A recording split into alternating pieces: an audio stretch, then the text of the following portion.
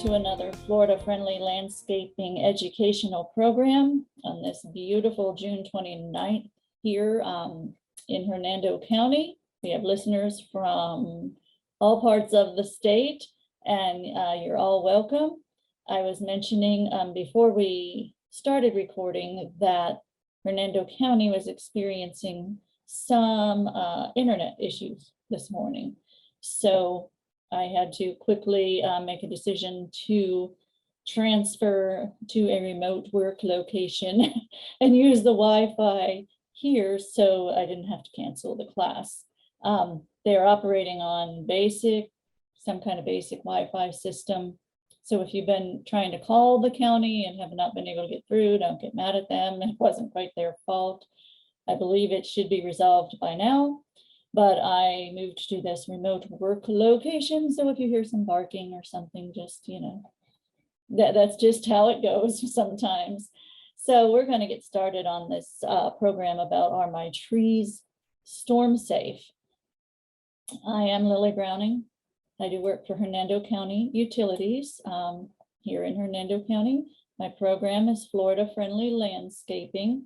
That's how I help with outreach to make people aware of how they can save water and have a better, ecosystem around them using these 9 principles of Florida-friendly landscaping. We're going to cover right plant, right place, the first one, a lot today when it comes to trees, because of all plants, trees are the most expensive. So there is it could be, an economic loss if it doesn't work out for you. They are expensive if they fail. So there's all these, expenses to you as the homeowner. So right plant, right place does refer to not just, is that the right soil, water, light conditions for the plant so that the plant can function well. This also, in a tree's case, right plant, right place, also means, is it going to work in that location without becoming a problem, for the human who's living with the tree. So the things we're going to cover today, and I'm going to, try and move through them because it's all important to start from the ground up. So choosing trees, that's, where it starts, is the trees that you choose. Planting the trees, how you plant them is extremely important in whether or not they are a success or a failure, or whether or not they are a strong tree that can withstand a storm. Then we're going to talk about establishing them.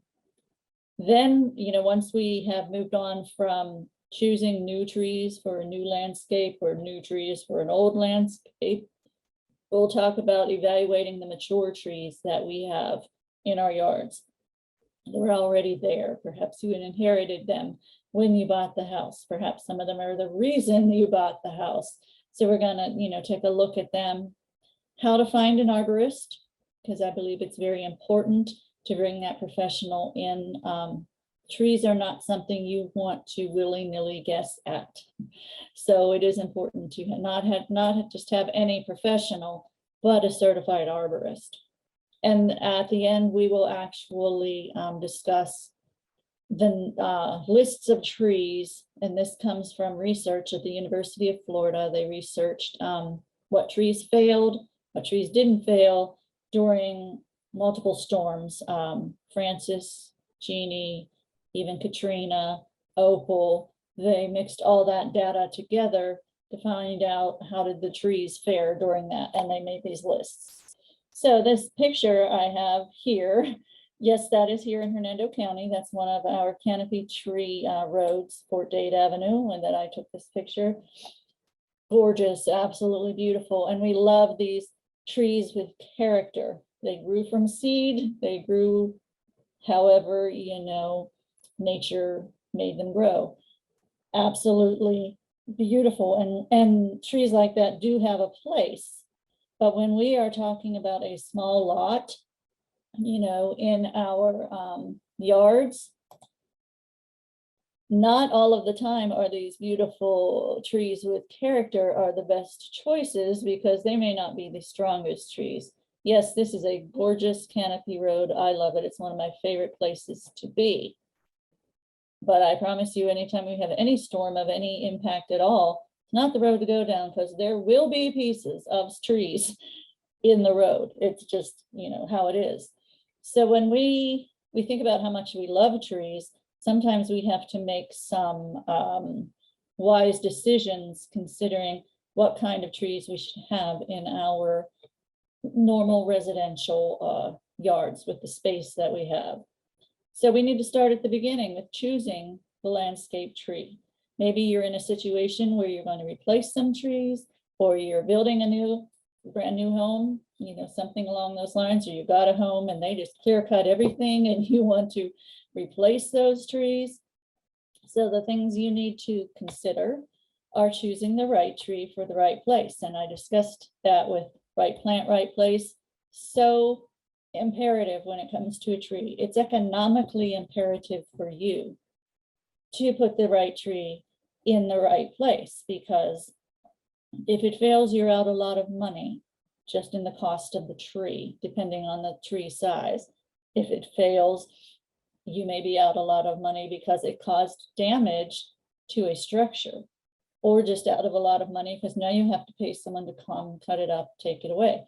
So, sometimes that's just going to happen, but there are ways to help potentially avoid those situations. You also got to think about your budget requirements.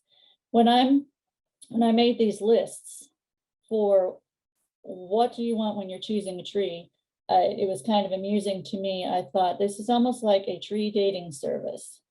So we are going to call this, your timber account.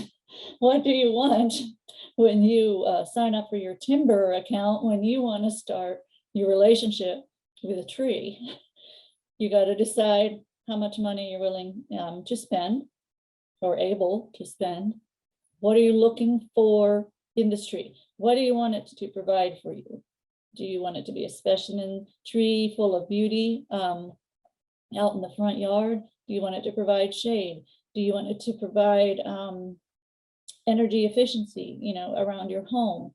Maybe a deciduous tree that provides shade in the summer, loses its leaves, lets the sun come in the winter. Maybe you want it to help absorb, some of the moisture and runoff from your yard. There are many things you may want out of your tree, but you have to consider, of course, just like any other plant with right plant, right place, you got to put it where it's going to thrive. Look at its light requirements. The University of Florida suggests doing a pH test before you even get the tree. Make sure it's going to do okay there. What kind of soil do you have? Is this tree going to function well in clay, loam, or sandy soil? Probably 90% of us have that sandy soil. What kind of drainage does it have? Does it like being in standing water for long periods of time? There are some trees that do, but some trees that absolutely do not. The soil density, that's the thing you really need to look out for if you just had a home built, or if your neighbors just had a home built right next to you. There you go, buddy. We lost you for a second. If there's been any kind of construction, if you had a pool put in, if your neighbor had a pool put in, if there was a patio, something that caused a lot of construction anywhere, around your area, and then these machines came and these trucks came and they caused a lot of compaction to your soil.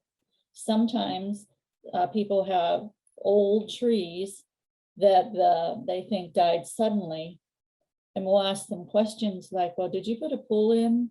Well, 5 years ago. Yeah, sometimes it takes the tree that long to actually die from the damage that was caused by the equipment and by compaction and the root damage that was done to the tree. Also, is this tree zoned for your area? Like I say all the time, I hear about my friend in Newport Richey, but my friend in Newport Richey is able to grow a Royal Poinciana, a tree that might freeze just a few miles up north where we are. So we are in zone 9A. Make sure that tree will grow well in zone 9A. People will force weeping willows to grow here, but the only place you're going to see them is literally its roots are in a water body of some sort, and that probably is going to be a pretty short-lived tree. So if you're looking something, for something more long-lived, you've got to consider our horticultural zone. Is it a dry or moist area? What does the tree prefer? And of course, what we tend to forget is that mature size of the tree could be extremely important for where you're going to place it. There's some other considerations we may not think that much of. Is it going to be planted like in a flower bed, in a shrub bed, or out in the open? Is it within 8 feet of a sidewalk, driveway, or other hard surface? What are its roots going to do in the future? Is there a swimming pool already there, vegetable garden, masonry wall, or septic tank drain field within 50 feet of the planting site? How large are these roots going to get? And look up, we forget to look up. How high is the lowest wire? How high is that tree going to grow? Is there a street light or security light within 35 feet of the planting site? Somebody might be disturbed that you blocked that light. If it's a municipal street light, then the municipality is going to come and chop up your tree all the time, maybe in ways that you don't appreciate, don't want it done that way. Is the planting site within 35 feet of a building? We see it all the time. Here's a picture I took in Cedar Key. Definitely closer than 35 feet of the building. Every storm that wants to come to the West Coast is going to Cedar Key first. But apparently this tree has, probably gone through a lot of storms, but I would be concerned if I was the owner of one of those buildings there. So just keep all of these things in mind. So when you're choosing, landscape trees, a couple of things you want to keep in mind: the tree quality and the tree size, meaning what size is it going to get to be, but also what size a tree should I purchase? So did you know that trees are graded just like eggs? Yeah, the nursery industry actually has grades of trees. And those grades are there for a purpose because it can have an impact on the longevity of your tree in the landscape. There are 4 grades of trees. Florida Fancy, kind of just like an egg. Florida number 1. So this is very specific to the Florida tree industry. Florida number 2, and a call. That's just like a trash tree, basically. I'm getting these information, you'll see at the bottom, from a publication. This particular publication is Selecting Quality Trees from the Nursery by Dr. Edward Gilman and Tracy Parton. If you go on to, all you have to do is Google trees, storms and trees, establishing trees, anything like that, and UF for University of Florida.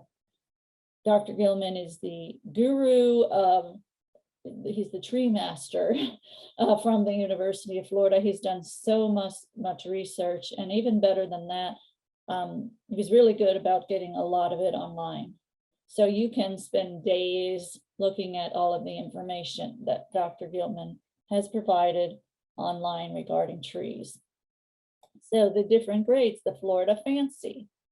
So this is, the ideal tree that we would be looking for when we're going to purchase a tree. How does it get to be a Florida Fancy? It has to meet these standards, has to have a single trunk. As I said before, we love the trees with character that grew up from a seed in the wild, and they have their place, like the trees behind me in my backdrop. They have their place where we can enjoy and appreciate them. But is their place in our residential yard where we are financially responsible for what may occur with that tree? So since we are financially responsible, and we want our own finances to stretch further, we want to look for something that's high quality, that's going to last. Single trunk, that's highly important, and we're going to get to that as to why. The branch diameter should be smaller than 2/3. No flush cuts or open injuries, meaning when this tree was growing from a little seedling, and you can see they trained it. They took away some of these branches that were trying to grow there, but we don't do flush cuts anymore for any tree. And you don't want anything that is open as an injury. Small injuries on trees, if not done properly to cover themselves over, become large injuries on large trees. See, the crown is full of foliage. And the root ball, which you can't see, it's in the pot, but if you were to, take the pot off, it should be not pot bound. It shouldn't be outgrowing the pot. It should not be too small either. It should be appropriate to the size of the tree.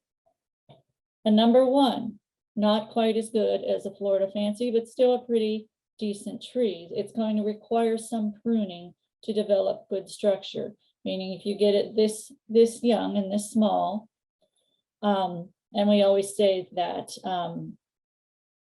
pruning trees it's just training trees is like children. You got to start when they're young to have good success. So this is a number one, and it's going to require some pruning as it grows to develop some good structure. It has some minor trunk injuries, but you can tell that's going to scar over, should be okay. It does have a single trunk, but it splits up here. That's probably okay, especially considering the angle of the split. Down here, if there's already another trunk trying to grow, see, this is just a branch. It's still being led by this central leader. The problems occur when you try to have two central leaders, just like in humans. Pretty interesting, huh? And number two, see this? This is the double leaders on the bottom. That could be a problem later. They're misshapen, or they require some major corrective pruning so that you have a fairly decent tree as it grows. The defects may take several years to correct, and the double leaders on the bottom half of the tree. These two are going to, as the tree grows, they're going to get bigger in diameter. They both want to be the boss of the tree, basically, and there's going to be issues down the road with that, and we'll see what happens at that. And then there's Charlie Brown's Christmas tree here. Just a call. The defects are not correctable. It lacks vigor. It may have poor trunk and branch structure, circling roots, open wounds, flush cuts, or a very loose root ball. Not a tree, unless you have a lot of space and it's away from the house and you just feel like maybe trying to save the tree. But other than that, in a small yard, it's not a good idea. So the conclusions that Dr. Gilman and Tracy Parton came up with when you're choosing trees is to choose trees that have been trained in the nursery. The nursery's already training them to have good structure. Trees with good form at the time of planting they will still need maintenance. It's not a plant and forget situation to keep that one dominant trunk. Trees with poor structure will need more severe and more time-consuming pruning cuts. So that's what you want to consider when you go to the nursery. Now, what size are you going to get? I'm thinking, I'm talking to homeowners here. I'm going to encourage, what I would get is pretty small for several reasons in a homeowner situation. Cost would be one of the reasons, but our irrigation is fairly limited. If, the drainage is poor in your yard, if the weeds are not controlled, and that's in a nursery situation, and compete with the tree for more water, or if there's a lawn around that tree that's going to compete for more water, then they suggest in those situations. And here's the thing with your irrigation capabilities. You plant a new tree, you are not allowed to put on your automatic irrigation system here in Hernando County, still more than that once a week if it's just one new tree that happens to be, in your zone. You are going to have to create a targeted means of keeping that tree irrigated while it's being established. And there are several ways to do that. But I think, starting small is the best way to do it. It is what I recommend for snowbirds, because if they come down and they want to plant a tree, I say get it immediately, and if you're going to be here 6 months, so that you have that 6 months to keep an eye on that tree, and it'll be fairly well starting to get established by the time you leave. You try to put a humongous tree in, it's going to be nowhere near established before you leave. So I myself would tend towards the smaller trees. And because they take less time and less water to establish. And survival of smaller nursery stock is greater if the irrigation capabilities are limited.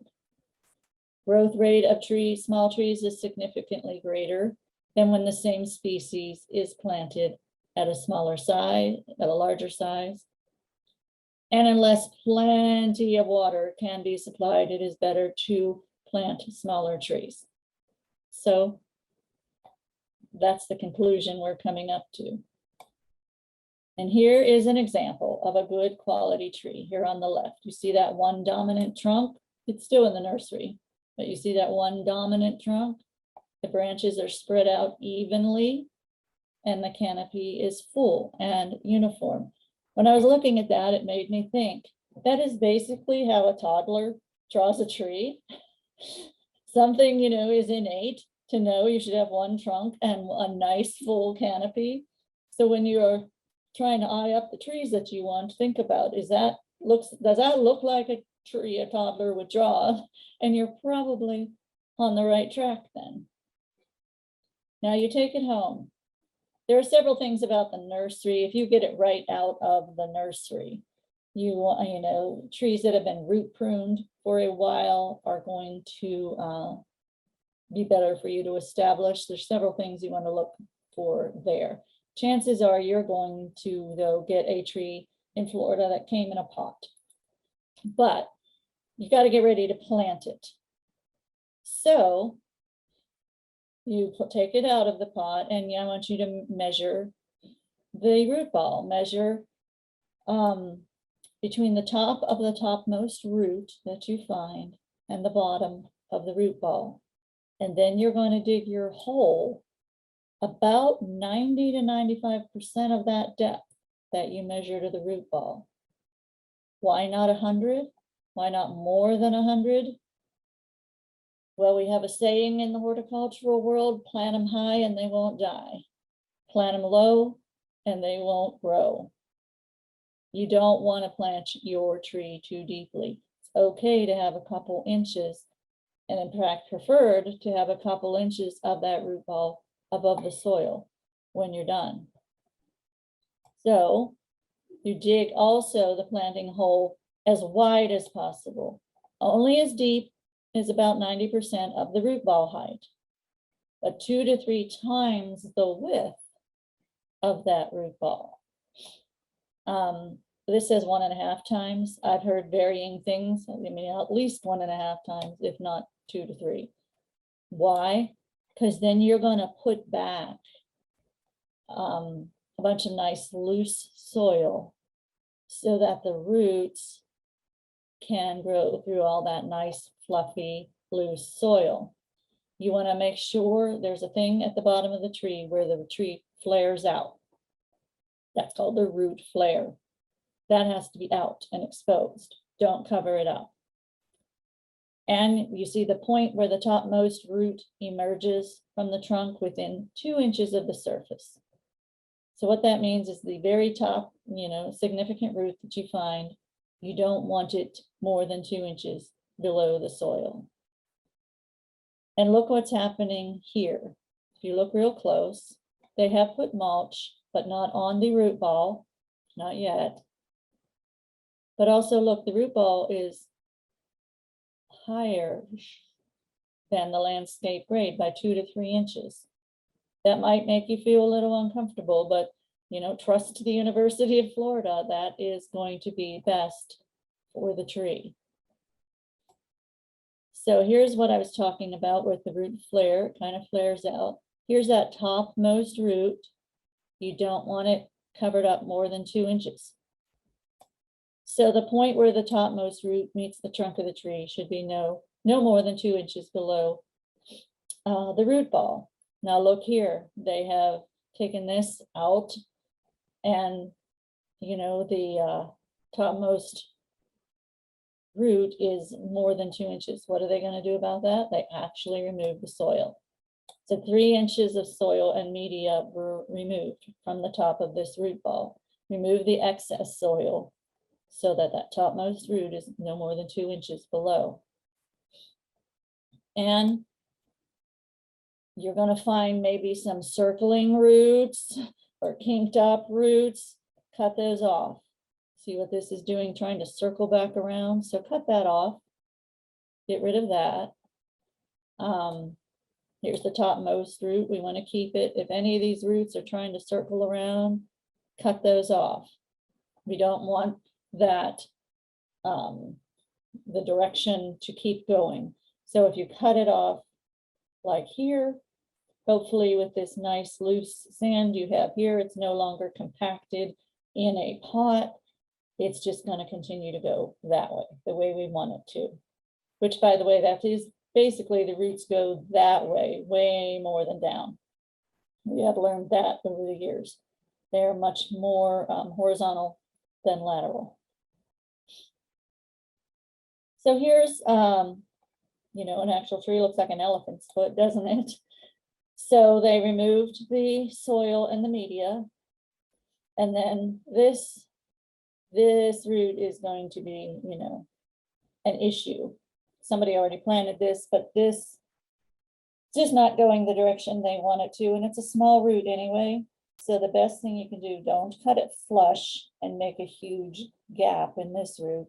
So cut it about here, nice safe space, pull it out and get rid of that troublesome root there.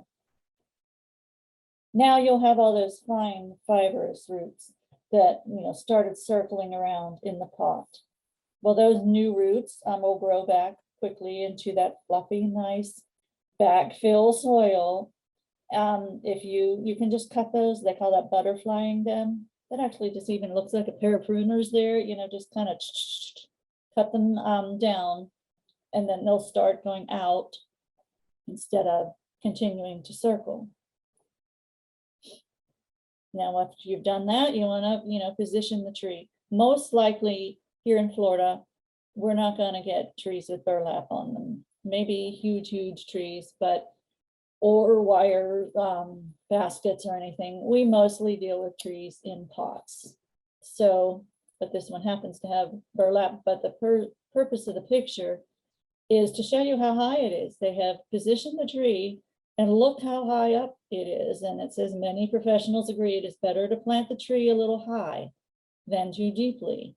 When the topmost root is too deep in the root ball, set the ball several inches higher than the landscape soil and adjust it as shown above here. Here's everything you should not do and what happens, the effect of planting depth on stress after planting. This little diagram is everything you should not do. They left the basket on. That, like I said, probably won't be an issue with us. We're not going to have burlap or baskets. Probably have pots. If it has newspaper or something on the bottom, you can leave that. That's just going to decompose into the soil. But look how deep that root ball is, how many inches below that soil. And that flare is covered up. And if there's a top root, it's trapped by the basket as well as too low. They dumped all this soil right over the root ball. We don't want you to put anything over the root ball. And then they added mulch over top of that too. So that's everything to do wrong. When you have that set, and see it's a little high. This is interesting because I hadn't realized that this suggestion, when you go to fill it back up, slice the shovel into the soil at the edge of the hole to enlarge the hole, but then push that soil that you're slicing up against the root ball. Kind of interesting there. And then moderately pack the backfill soil.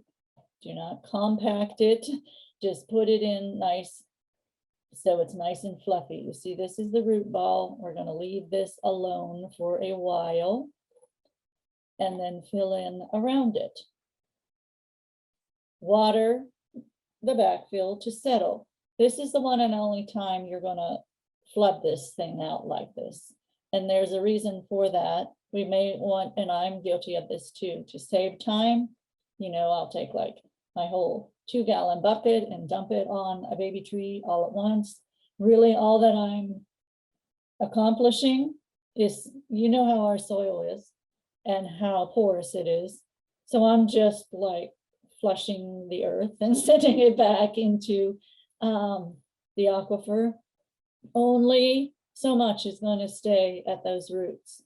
It is much, much, much, much better to give it, while it's establishing, frequent amounts of small amounts.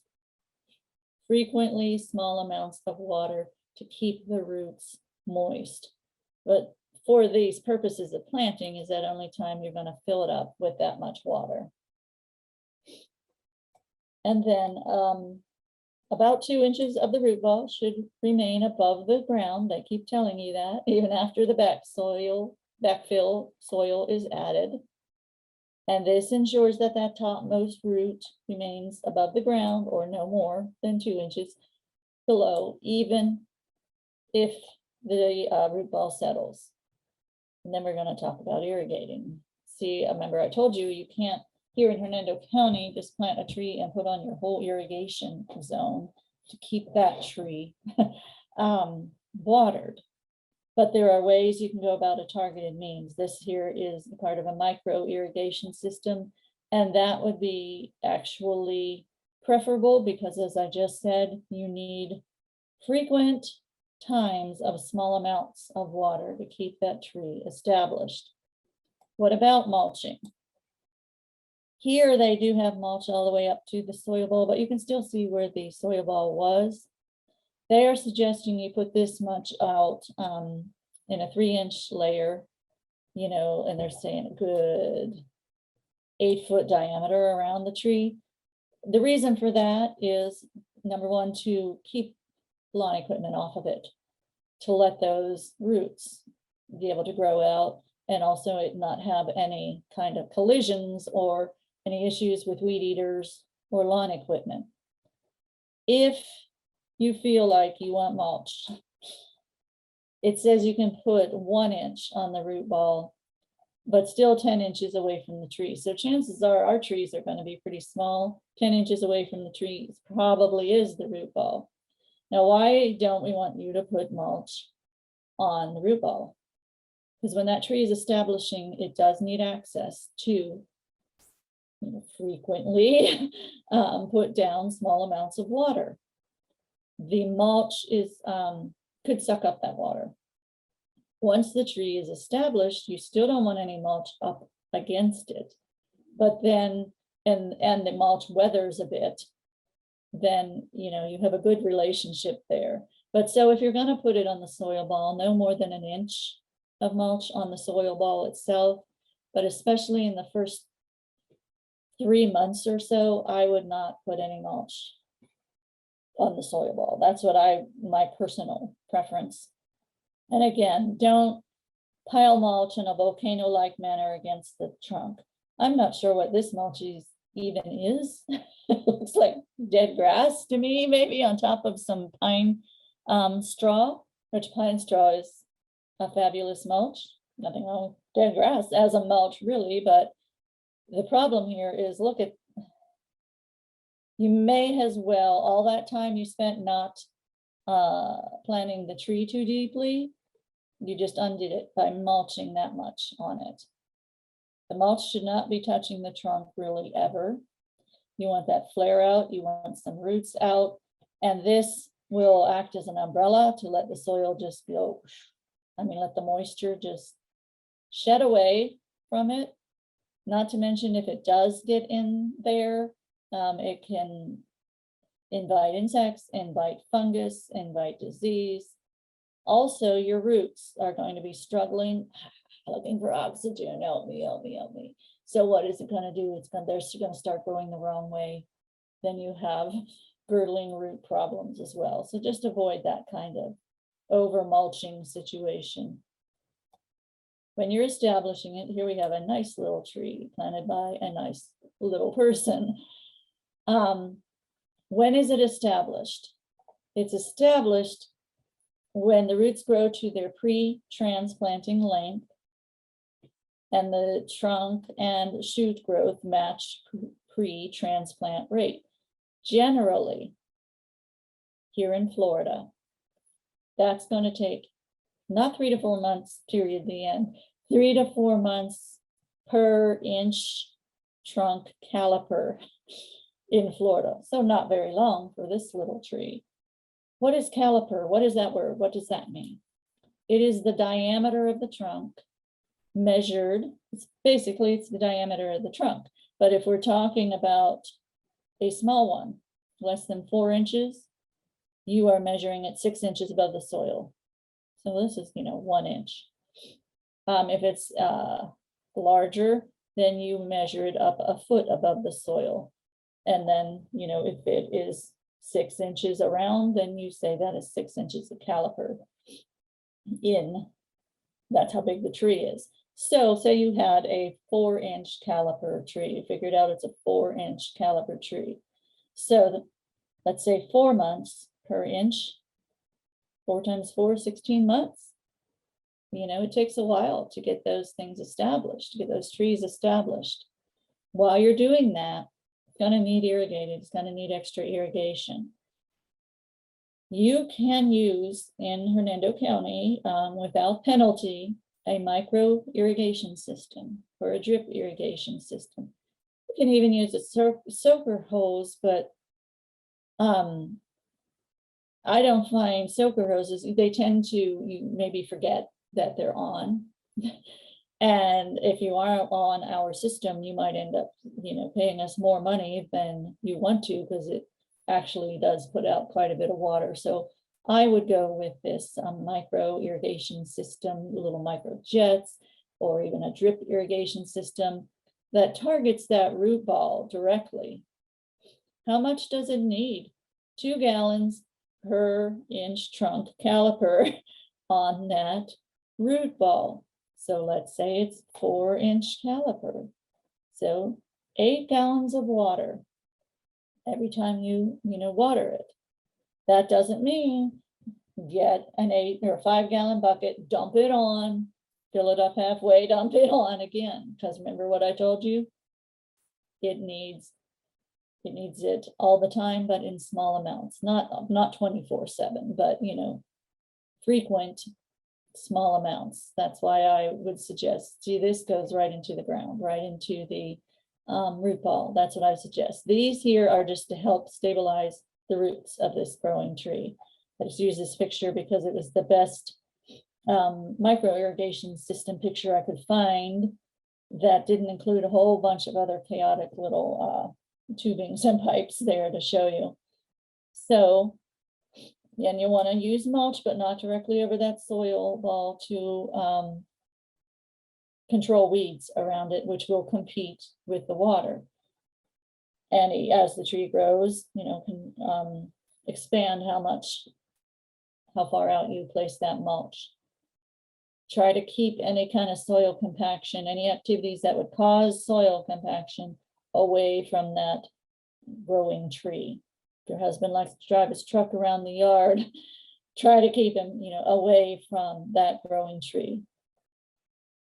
I don't see stakes very often, but remove them, as the tree is growing and protect that lower trunk.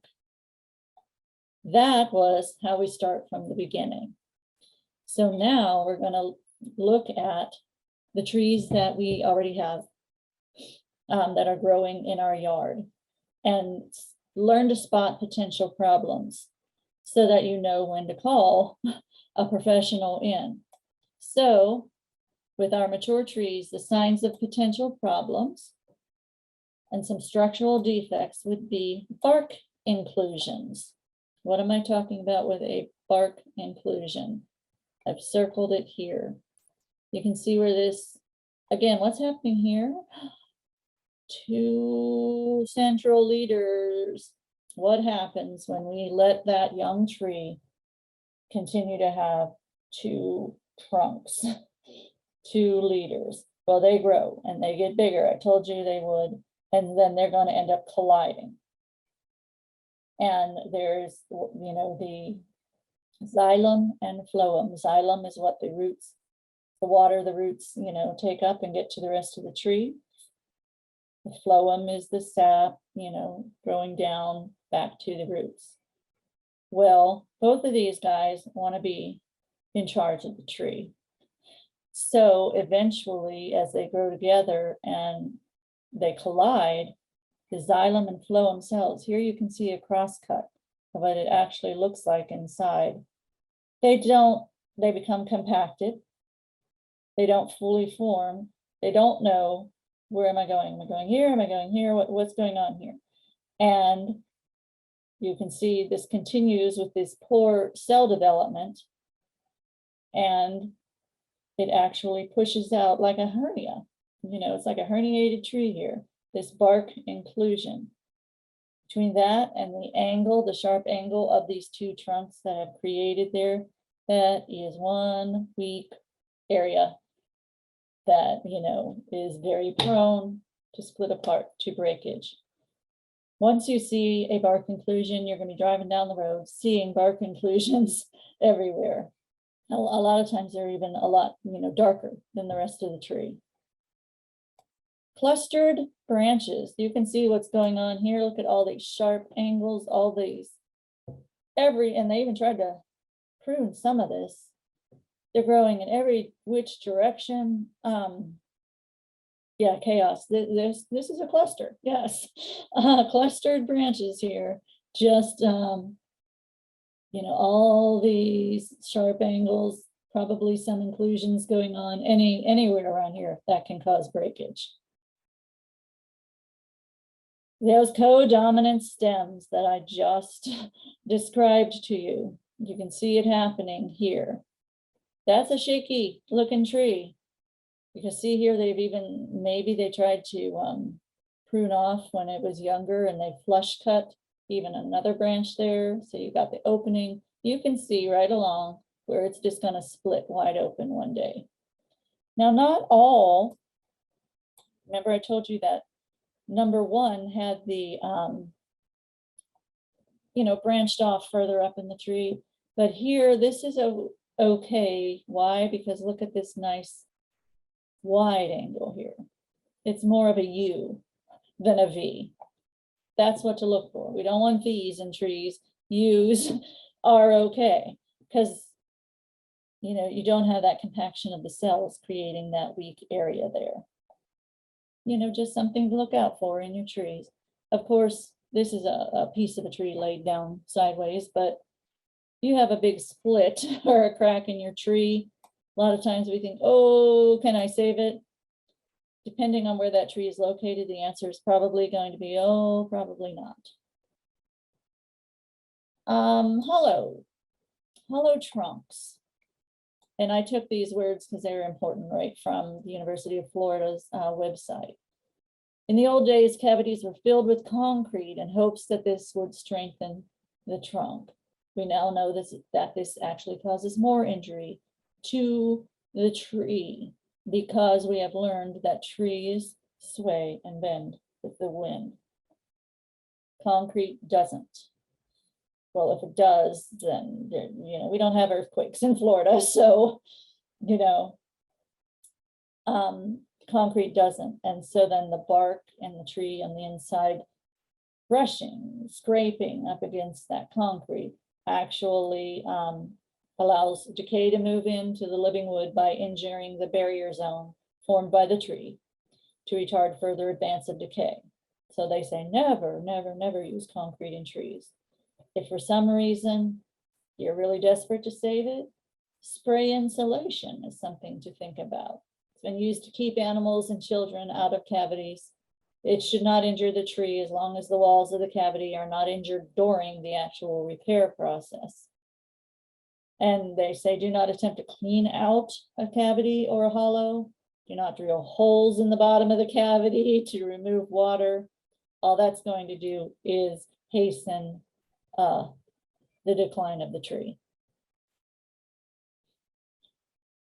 If you have to use whatever these things are to hold this tree up, you already know you have a problem. So, but not all leaning trees are necessarily a problem. Some have just grown that way naturally. It depends on how fast it happened. If it was straight one week and is really leaning the next week, well, that's a root issue. The roots aren't very strong. Something happened there. But some trees, if it's really, really, really over time, it's just started to lean. Maybe it's looking for light, or maybe it's getting away from another tree, or just, really slowly over time. If you go and look, it actually compensates and counterbalances with its roots that lean. So that is probably okay. Not all leaning trees are in bad health, but if it happens suddenly or as a result of some storm or impact, look what's right behind this. Looks like a pool. Bet you the roots were damaged during that process. So that tree probably will have to be removed. This tree, I think anyone would obviously see there's really no saving it. If you can see through a tree, it's a hazard to keep it up. Here's something I had never considered before. This is what I learned in the research. Some of the other areas of concern would be large branches that are upsweeping. And you think, what? That's beautiful. What are you referring to? Well, that energy it takes for whatever reason that it's growing and kind of looping up like it does here. See, it goes like an elbow. Look here. Here's the close-up of it. What do we have here? Another problem with the way it was trying to grow and the compressed cells creating more inclusions. So this becomes a very, very, very weak area because it does not have properly formed cells. So you can, over time, they are suggesting not just whacking that off, but for the health of the tree, a reduction program for that huge branch. All that being said, that's the things you might want to look for in your trees. I highly, highly, highly recommend bringing someone who is board certified from the International Society of Arboriculture to your home to evaluate your trees and start a pruning program with you and letting you know which trees probably are not going to make it very long, and then you can decide, does it have 4 or 5 years? Maybe, maybe you can save up then, whatever it is you need to do. How can you find this arborist in our area? They have created a great tool, on this great web tool. And all you have to do is go to treesaregood.org. And they'll show you find an arborist. And you can put in your zip code, your address, however you want to do it, within 100 miles of your home, within 50 miles, within 25 miles. And you'll find the local arborists in our area. Here's a tip. You're not going to have a lot of luck calling them if you're also watching the weatherman on the news talking about the hurricane that's about to hit us in 2 days. I would suggest doing it as far ahead as you can. And also then just getting a yearly or whatever, you decide on with them, program of assessing your trees and making sure everything's going to be okay. It will save you money in the long run if you do it right.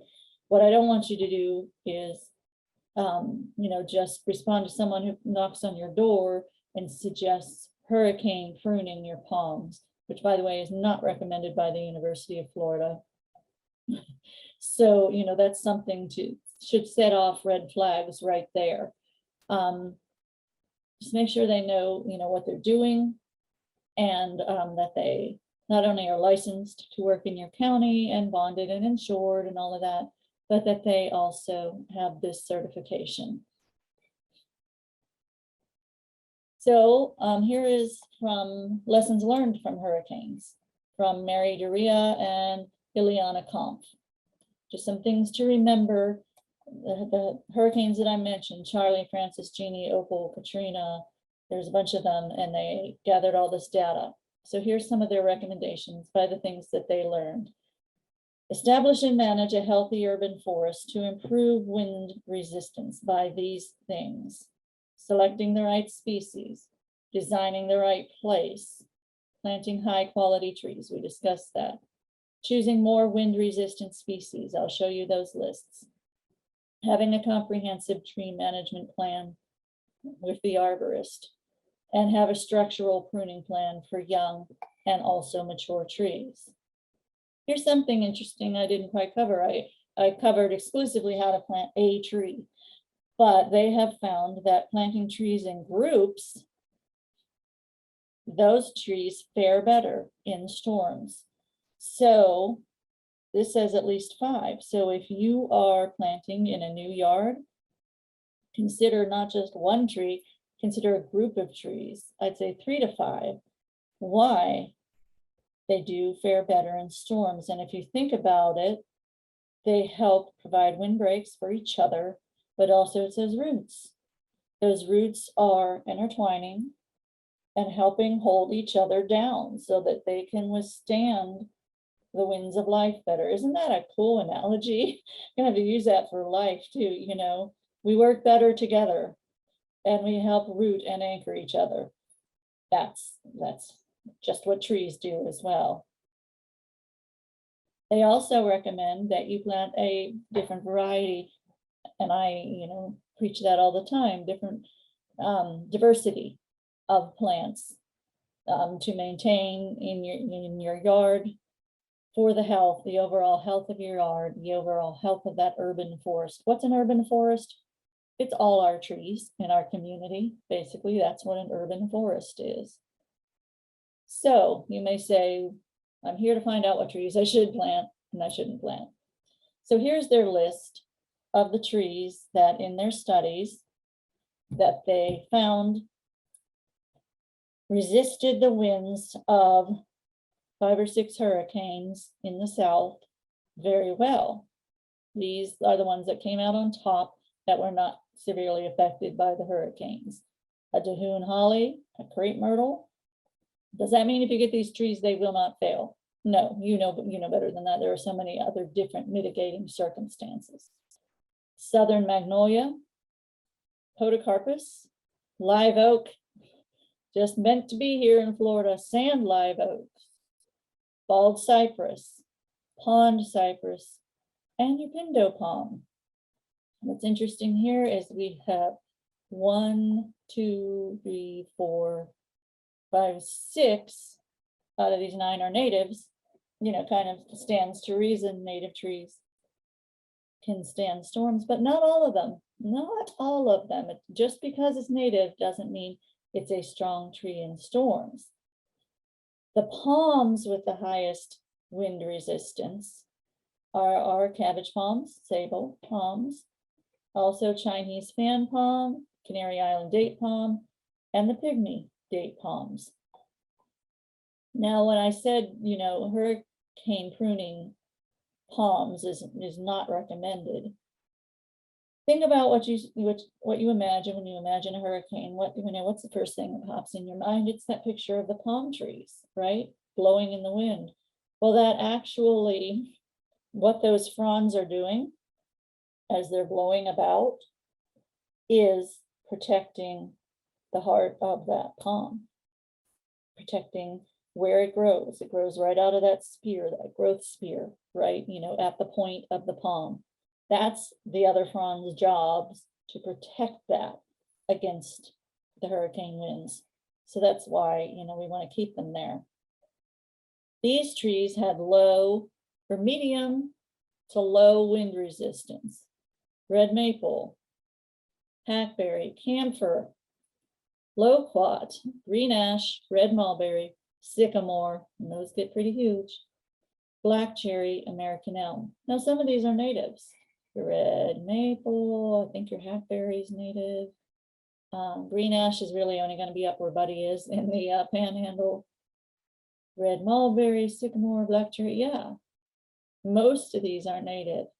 Why does a native tree not do well in storms? Because not all native trees were necessarily meant to be in your yard.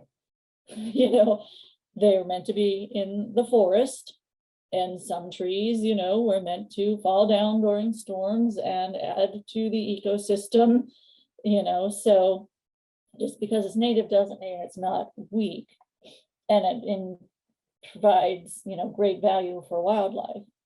Other medium to low resistance are slash pines. All these pines are all native, but they're made to break in the wind, basically. Loblolly pines, bottle brush, camphor. I think I already said that one. Yeah. I guess I really don't like that tree. It's an invasive exotic anyway. So Royal Point sienna, I only put that on the list because of the people who insist on trying and make it grow up here in Hernando. Laurel oaks, wax myrtle, and citrus. They all had low to medium to low. Here's the worst as far as wind resistance. Here's what failed the most: pecan, tulip poplar, laurel oaks, water oaks, Chinese elms, southern red cedar, pretty interesting. I have a bunch of those.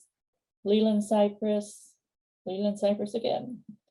Sand pines, Washingtonio pines, palms, Australian pines, invasive exotic, Chinese tallow is an invasive exotic. Norfolk Island pine, keep that in mind when you buy a little one for Christmas and think you want to plant it, because they are going to get to be 150 feet tall and weak in a storm. Think about that. Queen palms, they fall down all over the place. That was in the picture of the cover of this program. And avocados, they also were the lowest wind resistance. Having said all that and kind of getting scared about trees, as I mentioned before, and it said, a healthy urban tree forest is essential in actually protecting us against storms.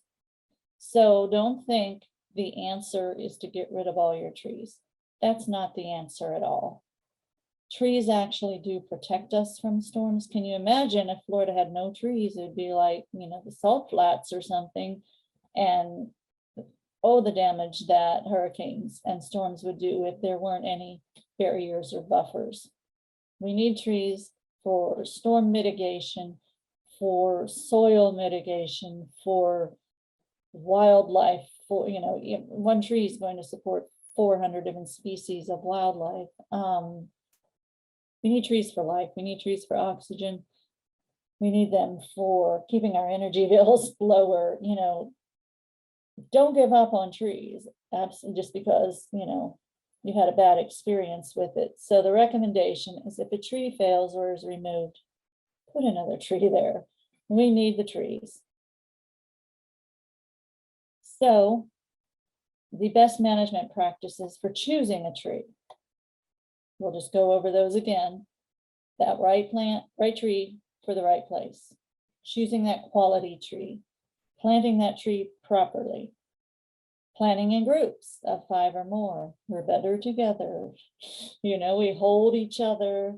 We anchor each other by our roots. and establish that tree properly.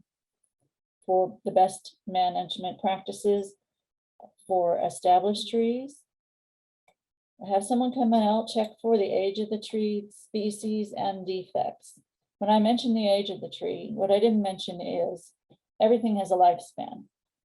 Maybe we bought that property because we fell in love with that tree, and then we are devastated when it's just past that tree's time to be a tree here on earth. Maybe it's now meant to, add back to the soil. Everything has a lifespan. Contact a professional certified arborist for periodic evaluations, and please replace a tree with a tree. We need trees, don't give up on them. What I did not have time to cover in this program is that post-storm tree care and also proper pruning practices. So I encourage you to go, again, look at all of Dr. Gilman's information on the University of Florida's website. They even have PowerPoints where I gathered some of this information right there available for you to look at. They have videos, YouTube videos. Perhaps Dr. Lester and maybe I will convince him to have a pruning class in the next few months, but I have classes up through August 17th booked right now, so it'd probably be at least September or so. But we'll work on that. But in the meantime, I'm encouraging you to follow up with those procedures, with that information. Here's the resources where I got a lot of this information. As always, if you are interested in a PDF copy of this video, of this PowerPoint, just email me. I'll show you my email again at the end, and I'll be glad to send you all of this information.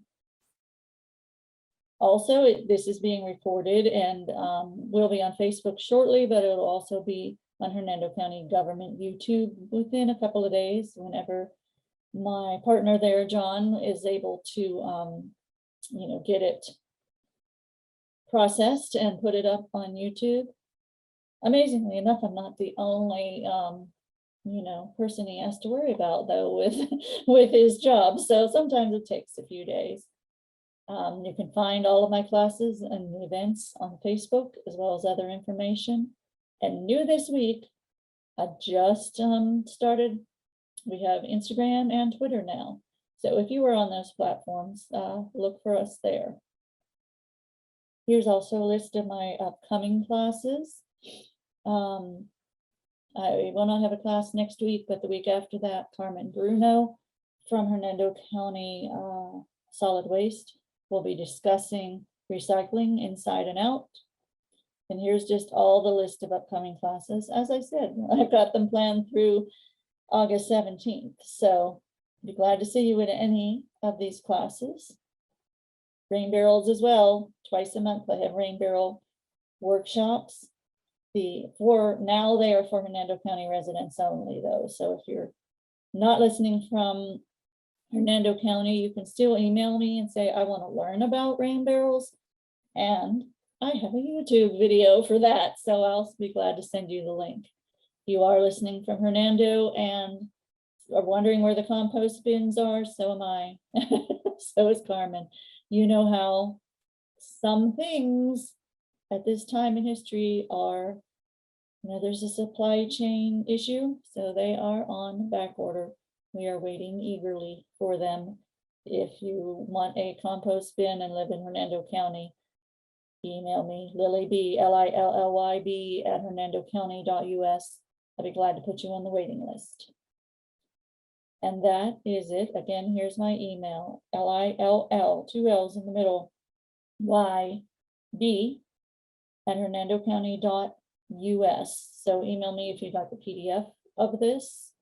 Email me if you want to learn how to attend a rain barrel workshop or get the link to the rain barrel video.